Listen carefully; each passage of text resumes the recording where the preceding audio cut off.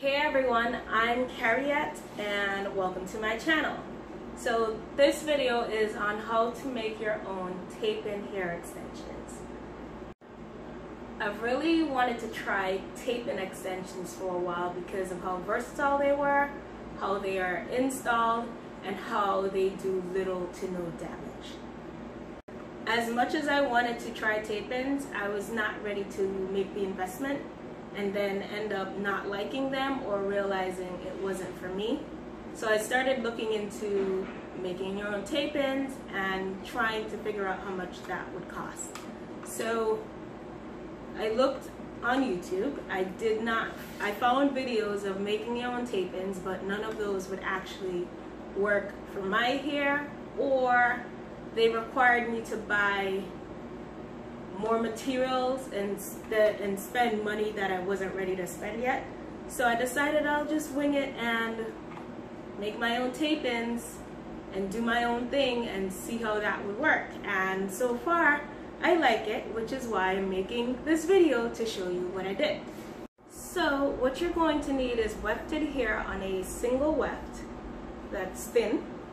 I got this brand, it's Blaze 100% human hair. It's 1B27.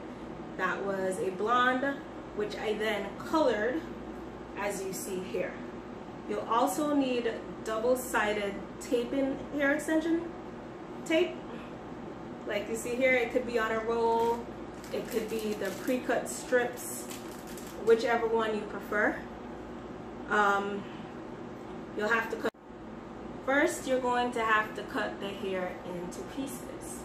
You can do any size you want, but I do recommend a smaller, shorter size like I have here if you're going to apply it yourself, because it's much easier than if the piece were longer and you're trying to stick it from here to here and so on. So the smaller pieces were easier, and I do recommend using a weft sealer just to minimize shedding. So I've already have my pieces here cut. Both pieces need to be the exact same size, because we're going to be using the sandwich method, as you see here. So I'm going to be using strips I've already cut and measured. It needs to be the same length across here. And let's get started. I hope you can see.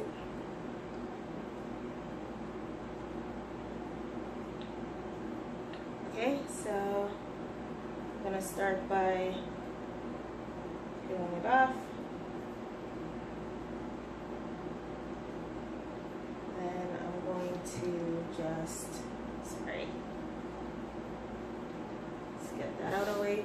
Do recommend cleaning your surface off just so the tape doesn't pick up everything, because it will. So you're gonna tape that down and put it aside. I'm gonna take another piece, doing the same thing again, so I hope this shows on the camera really well.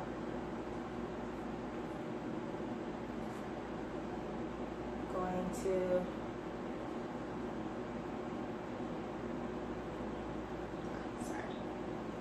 grab a different piece, different side.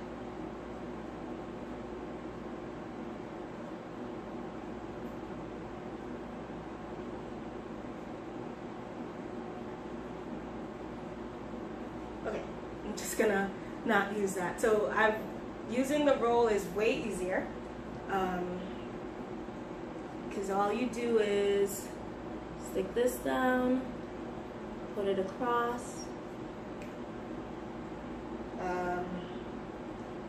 flatten it down, grab my scissors really quickly, and then just cut it. And that's it. So now we have two pieces, which will make one sandwich. And I'm just gonna go ahead and make two more pieces, just so I can show you a few more times on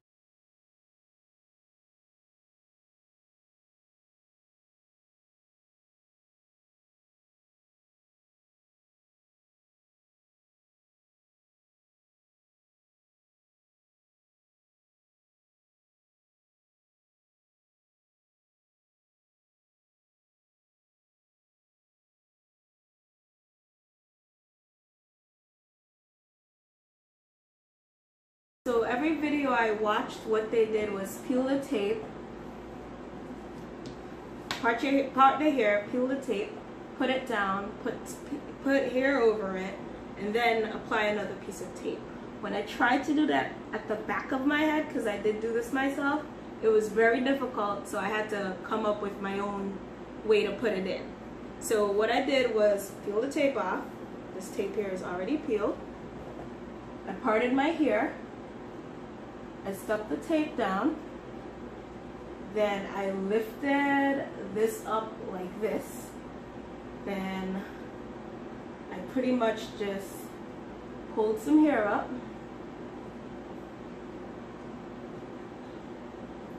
You can see this.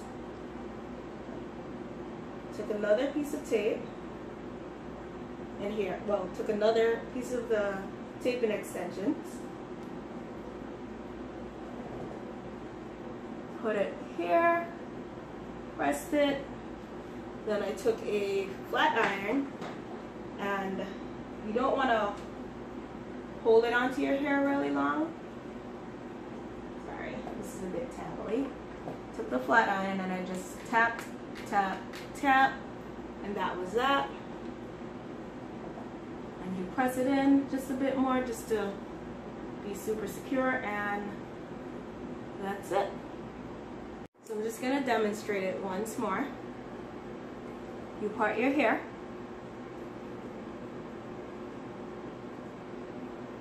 This is a synthetic wig and it's really tangly.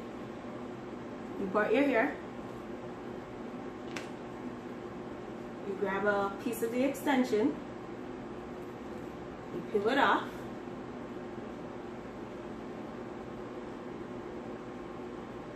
Press. Lift. And the hair you pull, it needs to be, well, you can either just go with what hair is stuck onto the tape. I pulled up a little bit more, and you're gonna really wanna pull, you're not gonna pull a thick piece of hair out, but just a really thin piece. Well, just really thin pieces of hair, as you see here. Then you're gonna take the other piece. It's not really on good, but stick it down. You're gonna grab the extensions, tap it with a flat iron, just about 2-3 times. Bring it back down, push it, and that's it.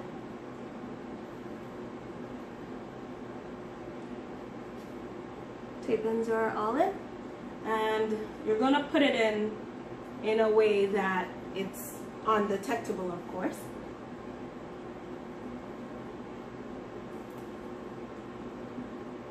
This mannequin's here is really thin, so you are going to see it through, but a normal head would, or a person with not so thin hair, would have full coverage. So I'm just going to demonstrate it once more.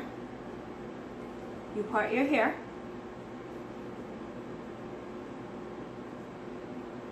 This is a synthetic wig and it's really tangly.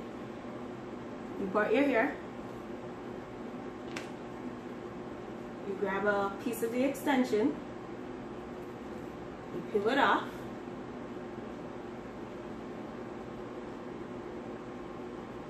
Press. Lift, and the hair you pull, it needs to be, well, you can either just go with what hair is stuck onto the tape. I pulled up a little bit more, and you're gonna really want to pull, you're not gonna pull a thick piece of hair out, but just a really thin piece, well, just really thin pieces of hair, as you see here. Then you're going to take the other piece. It's not really on good, but stick it down. You're going to grab the extensions,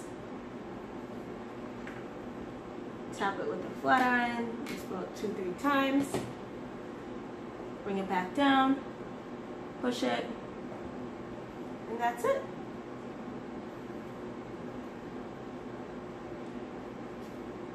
Tape-ins are all in, and you're gonna put it in a way that it's undetectable, of course.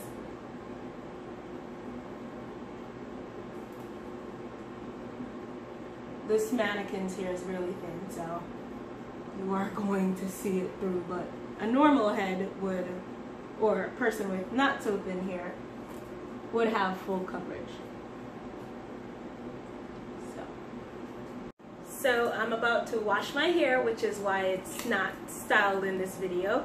I'm going to use Healthy Sexy Hair shampoo and conditioner, and Beyond the Zone Turn Up the Heat as a heat protector.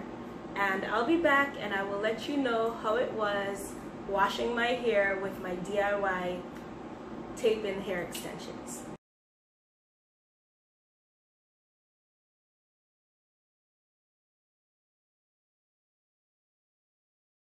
So I'm done washing my hair. It's completely dry now.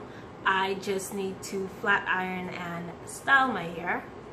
If you guys have any questions or comments, feel free to leave those below. I'll also provide some links on how to take care of your tape-in hair extensions.